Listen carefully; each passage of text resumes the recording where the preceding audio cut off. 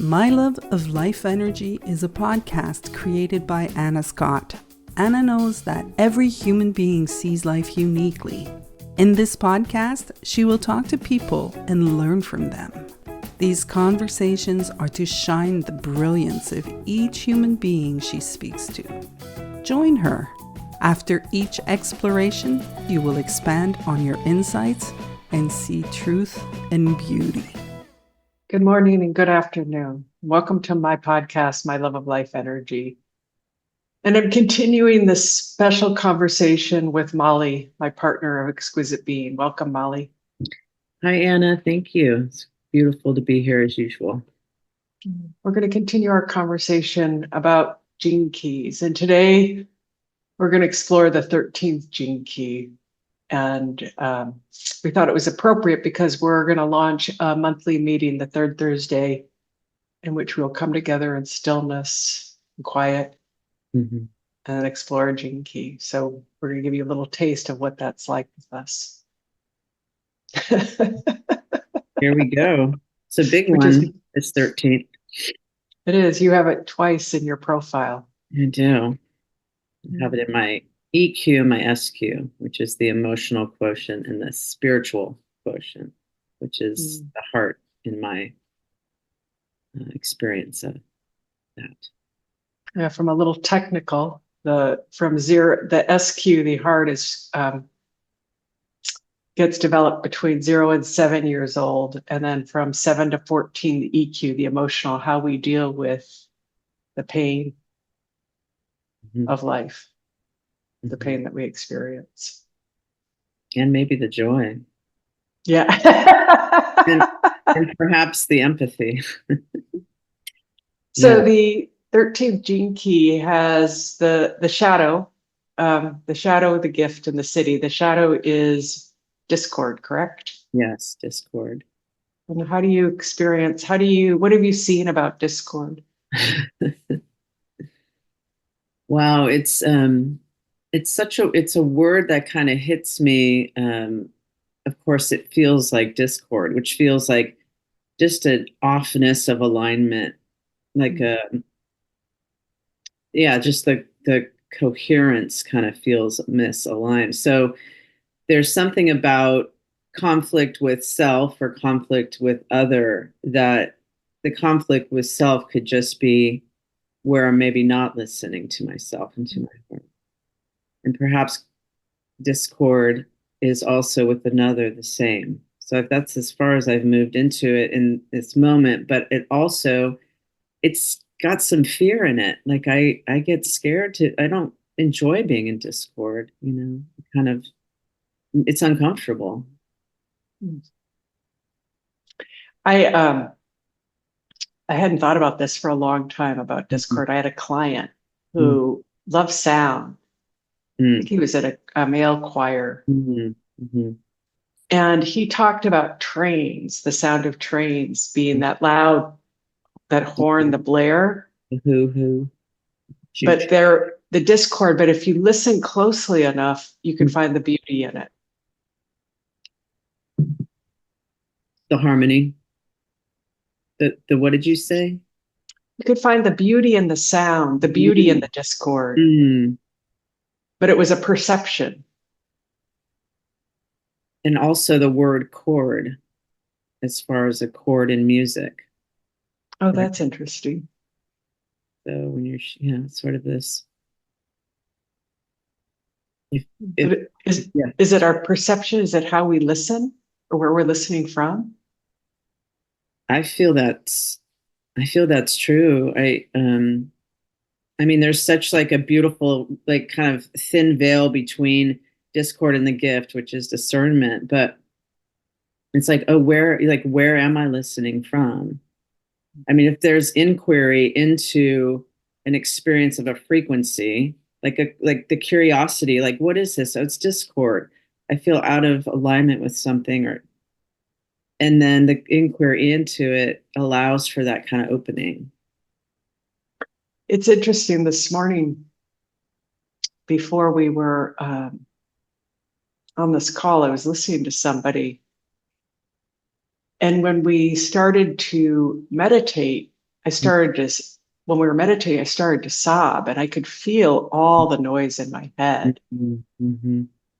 And what I felt was out of control. Like I was listening to her from my head, Mm-hmm. and the pain, the grief Right. that I was feeling was so strong. But I was Yeah. listening from my head, trying to manage it. Yeah. And I dropped into my gut, Mm-hmm. and I just started listening. And then I felt the aliveness of my gut managing, not managing, but being with and dancing with all of that and processing it Mm-hmm. So you fluidly. brought down into your belly, like the center, the hara, Yeah. and could listen. What was it? What was that experience of listening from that place? Was there an awareness that you were listening from that place? I noticed a complete difference. Mm-hmm. I don't know what, like in discernment, Mm-hmm. but it's like rather than listening from my intellect, Yeah. I dropped into my belly and realized how much I try to listen from control to understand and from like a separate. Yes. And I realize as I'm saying that right now, Molly, Mm-hmm. is that's what's causing the pain. Mm-hmm. The discord itself. Yes. And we've spoken about how we're learning more to listen without having to fix or have to make the feelings stop because, excuse me, it's uncomfortable for the other or ourselves. And there's something Yeah. about that surrender, like there's nothing to do here. And then the drop happens. And I've witnessed you, you're so good at that, like just stopping in that presence of your own heart, really. It's calling us down into that place, to the belly. But the empathy, I mean, we're bouncing around, but that's discernment, what we're speaking of, what you just explained and shared is like, that's the discernment to know, bring awareness to. Oh, wait a minute. So the discernment is where I'm listening from. It's noticing where you're listening, I'm listening, we're listening from.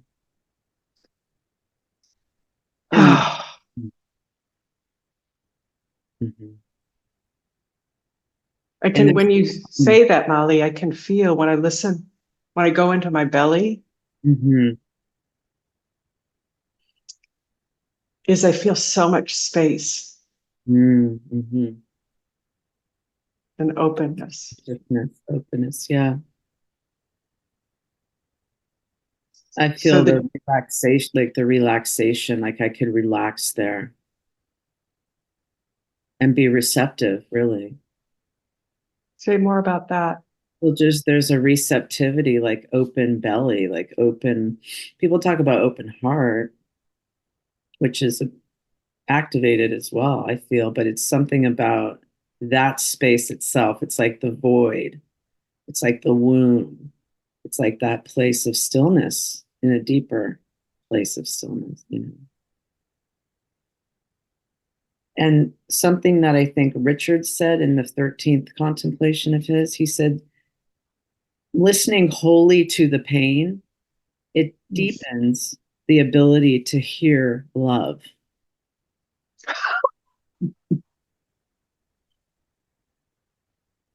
So it's about listening fully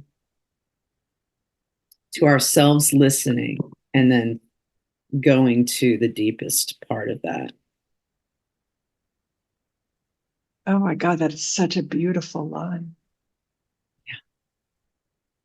So brilliant. Like listening to it again and each time, because it's the living wisdom. I think I say this often. It's from our perception, my perception changed even in the listening deeper to the transmission. You know, I've read that section, listened to it, and I've never heard that line. Right, exactly. Point delivered and received. Yeah. It's like what you see and I see Mm. based on our level of awareness Yeah, is so different. our perceptions point. So share with me more about, if you don't mind, about the discernment experience for you, contemplation. Such a rich gift. Well, it's happening right now. Mm, Um,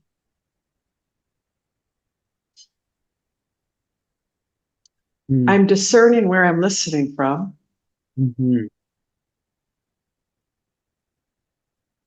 and I notice my attention is in my belly, Right. and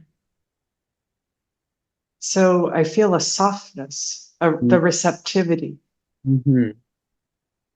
I'm not trying to manage or get anything. There's no agenda here. It's just the soft belly of receptivity. Yeah. How about for you? Well, I'm noticing um, the heart, because it's like the groundings in the belly, but the heart opens into the love and the empathy, which is kind of the backdrop. Um, so that vertical point that we speak to, it's that alignment of all those frequencies essentially.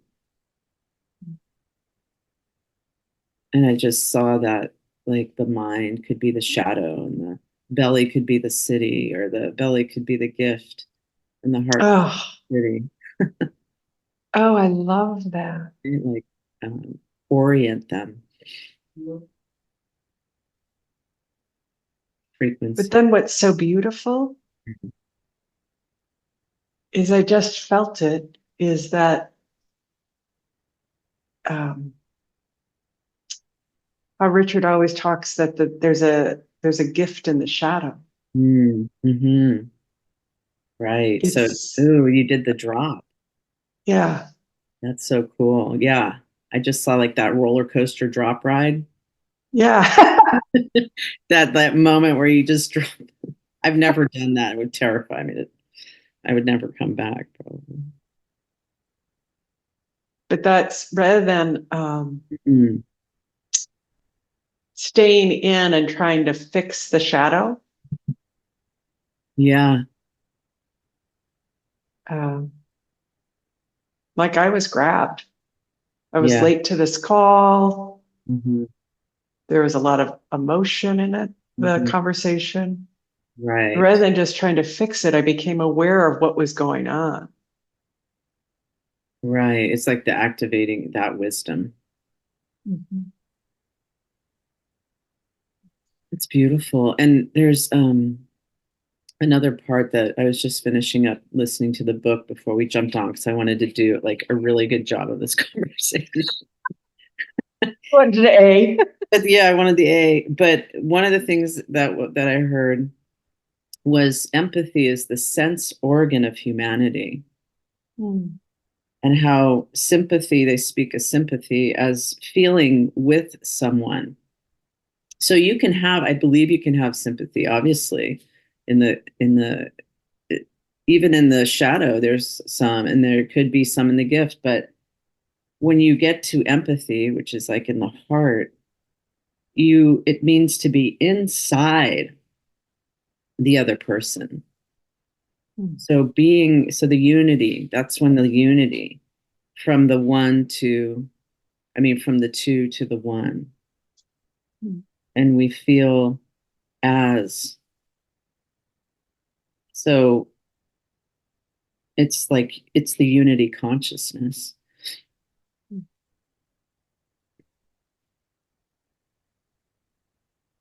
It's what I always say is that I realize that we're not separate. I'm feeling myself Yes. and I'm present with myself, Yes. the oneness of all of life, that your pain is my pain. And that the listening is the love, activates the love, the true listening activates the love. And that's all that's required. It's not even required. It's just presence of being with yourself. Like it's okay for then you to feel that pain. It's okay for you to, because you are then feeling it through empathy. But your love is holding that presence with the other. Oh, and that's what he talks about. Mm. Like there was this thing that I loved, and it was in the gift, it was in discernment, that we begin to realize that we're listening to somebody through our feelings. Mm. Like I would say our thinking, but we're not listening to, like we see somebody and listen to them from our feelings, what's inside of us. Right. And once we realize that, we get a little more space. Mm. Like our capacity to listen becomes wider. And then he talked about we realize we're individual, like my experience and your experience could be different. Mm. Mm-hmm. But then we realize there's this presence behind us, and that's the love that you speak of. Mm-hmm. Yeah. Yes. That field that connects us all. Yes.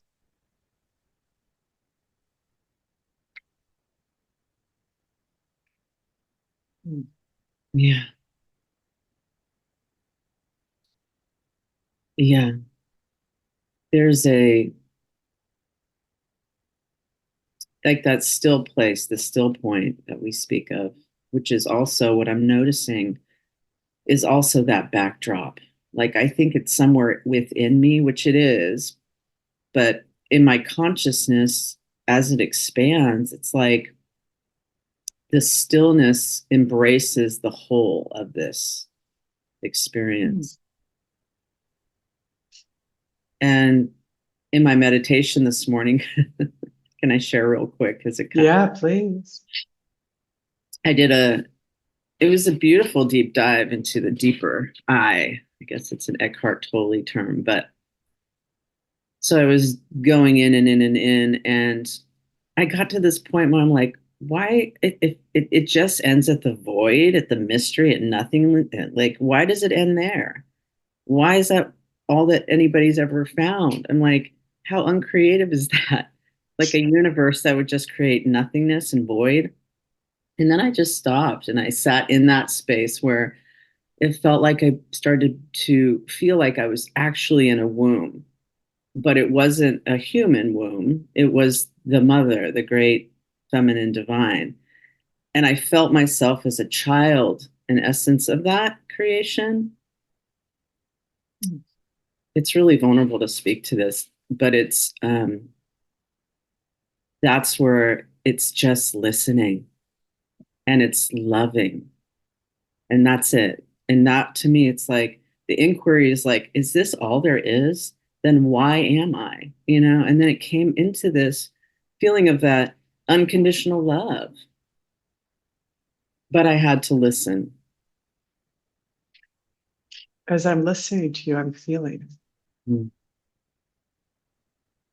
I had to stop the noise, and that's a choice, and it's beautiful.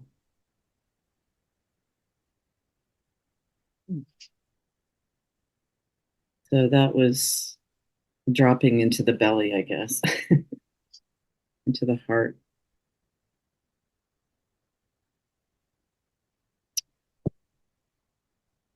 It, Mm.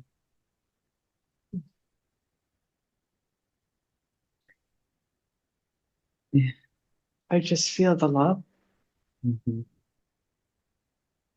It's like I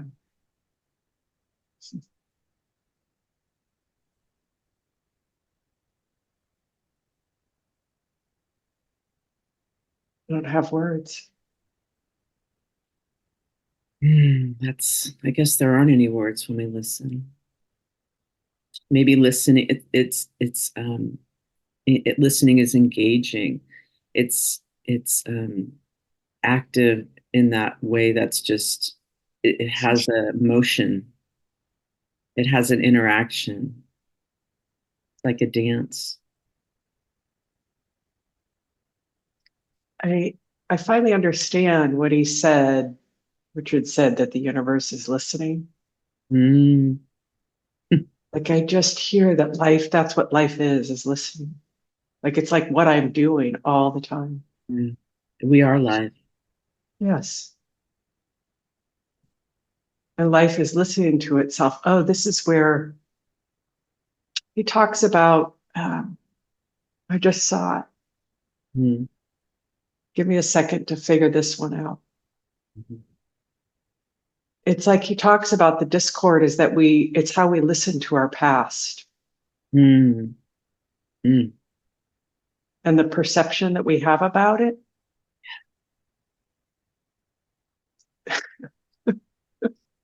Right. And I just feel so much love right now. It's like listening to all the past from this point of love. Mm-hmm. Yeah, you're speaking also to the perfection of this perception point. Like you're able to see the design is in perfect order. There's nothing been out of place ever. And then there, But mm, to feel them. yeah, it's like the end of the life review kind of thing. Maybe. But it sure feels beautiful to sit in it right in this moment and see it.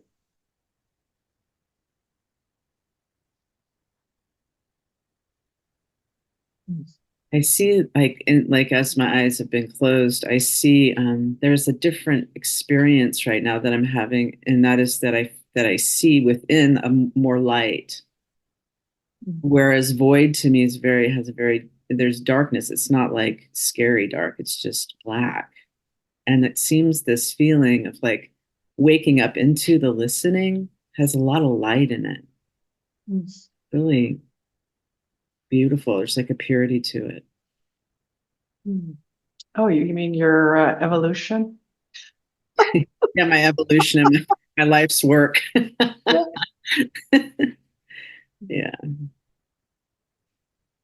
I knew this was going to be a powerful conversation with this 13th because it's something that you and I, throughout our time together, that's what we've been doing. We've been listening. And also within Exquisite Being and the intention there, the vision we have is to include people in this experience, to listen to themselves and to the heart, to the womb. It's essential, now and in service to the world, in service to the whole. I think we both, when I first heard the 13th gene key, I wept. Mm. Absolutely wept. Mm. I'll never forget it. Mm. In the Three Principles world, Mm. Dick Bettinger said you could listen somebody into well-being, and Richard Rudd said the same thing. Mm. We don't need advice, we just need to be listened to.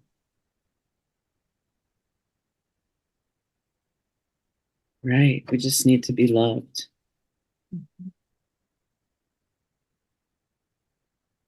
And one of the insights that I had like a week or two ago with you was how I was listening. Was I listening to try and fix you?